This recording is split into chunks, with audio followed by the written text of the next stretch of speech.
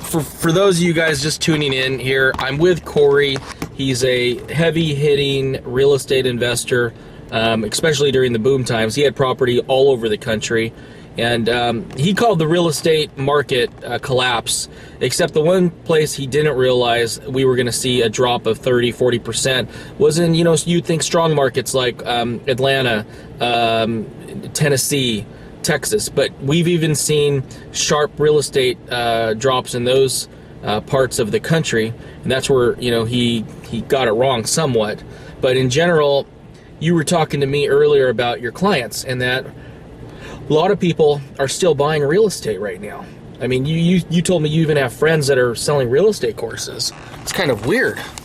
It is, yeah. A lot of people think that they're just in denial about the severity of the crash, and they think that it's going to come back, just like it has in previous times. They don't realize that this time it's different.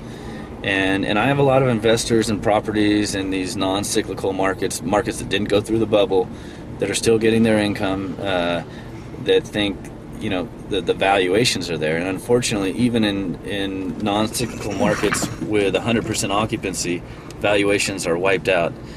50% down, even properties where they put 50% down and bought them below replacement cost at the time, say in 2005, 2006, 2004, 2003 even, those values are wiped out 50%. So essentially there's no equity in those properties, even if there's cash flow coming in right now, because rental rates are declining along with the values declining. Over breakfast you were talking about something about it's doomed. All of this real estate, commercial real estate, is doomed, and you said it, and you kind of seemed pretty emotional about it. Yeah, I think anyone in commercial real estate, anyone who has their wealth in commercial real estate is doomed, and they're going to lose their wealth, with the exception of people that own everything free and clear. If you have any leverage, even 25% leverage or 30% leverage, you're going to be doomed, because that's where we're going. We're going down to the bottom, and valuations are eventually so far. Right now, commercial real estate valuations, if you look at it across the board, of course every market's different, but across the board are down about 50%, and they're still dropping at a rapid rate. So where it goes from here, it's gonna, if it goes down another 30%, then the only people that are safe are people that own their property free and clear. Anyone with any leverage is going to be upside down if they're not already. And I'd say most people, even the most conservative investor, commercial real estate investors, if you're in commercial real estate, you're doomed, with the exception of very few free and clear investors. And even then, they're going to lose a huge chunk of equity. Exactly, and even some of them might be doomed, because the carrying cost, the property taxes, the utilities and everything else might be greater than the actual income that they can bring in. It depends on the property and depends on the market and the submarket, but it's the worst case scenario. Now, it sounds like when we were talking over breakfast, it's almost like this is a new realization that you're coming to grips with. Tell me about that. Why is this like something that you have to come to grips with? I mean, I think that you need to get away from hope.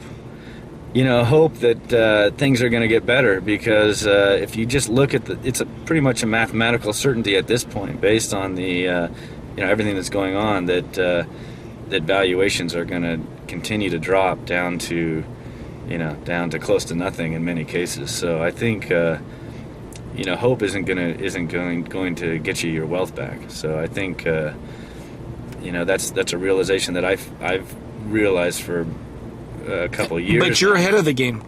I'm ahead of the game, but it hasn't helped me. I mean, it's at least now I'm finally starting to come out of it with a new hope that I can do right by my clients and start to build their wealth in other ways. But everything is the game has changed, the world has changed, and commercial real estate investors have lost their wealth.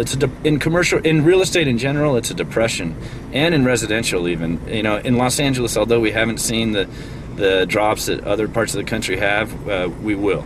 And the shadow inventory and the inventory of properties that banks are postponing foreclosing on, that one day will come to fruition, and that'll take there's multiple legs left to drop in residential. How do people know there's a shadow inventory? Just by looking around them, all the property that's vacant. Yeah, all the property is vacant. Or if you go to foreclosureradar.com, I mean, you can just look at the number of properties where people haven't made payments in 1, 2, 3 years. I mean, even though the banks are postponing those, the banks are simply postponing those foreclosing on those properties because they're making their money in other ways. The easy way, they're getting their borrowing at zero and they're buying treasuries or they're speculating in other investments.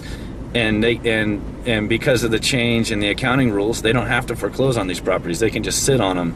And they did the same thing in the 90s, only they were only able to do it for a couple of years because they had to sell their foreclosed inventory after a certain point. This time, the government's allowed them to just sit on foreclosures or not foreclose for as long as they want. And and the only way that it can be saved, which I think is the worst case scenario, is if the government says, okay, anyone that hasn't made a payment, you get to keep your home. You don't have to make a payment, or anyone that's in foreclosure, you get your principal balance will be wiped out. You get to keep your home for free. Absent something like that. Like a moratorium. A moratorium, or just complete giveaway. Just a complete giveaway. Oh, God. Yeah, which. As crazy as things have been, actually, that's, it's not that unrealistic a scenario. But all the people who saved and worked hard and have been making their mortgage payments, they're the ones who are disadvantaged. Or all the people that have been renting, waiting to save up to buy a home when the market, all the people who saw the conservative people are getting hit. That's the saddest part about what's happened. Like, I love what Jim Rogers said. Normally, under capitalism. The way it works is there's even banks. There were some banks that saw this coming, and those banks, they saved up. They didn't get involved in the bubble mortgage-backed securities market, and those banks saved up their money, and they made the right decisions. And under capitalism, those banks would be prospering right now. But instead, those banks are being hurt more than the banks that messed everything up. The banks that created the mess, that took the biggest risks, that were paying themselves the unreasonable bonuses, they're the ones that are benefiting more under our current system. So, and it's the same thing on a personal level. The investors the renters who've been waiting to save up to buy a house, under capitalism, the banks would have been forced to foreclose on all these properties that they're just letting people live in, or that they're just holding in their inventory. Those properties would be put on the market would be lower, housing prices would be lower, and those people that were renting, saving up, waiting to buy a house for their families would be buying a house right now at a much lower price. But instead, because of the government's intervention and because of the accounting rules, these people are still stuck with. We're still in Los Angeles, for example, prices are still at bubble levels. I mean, we're so far above fundamental values.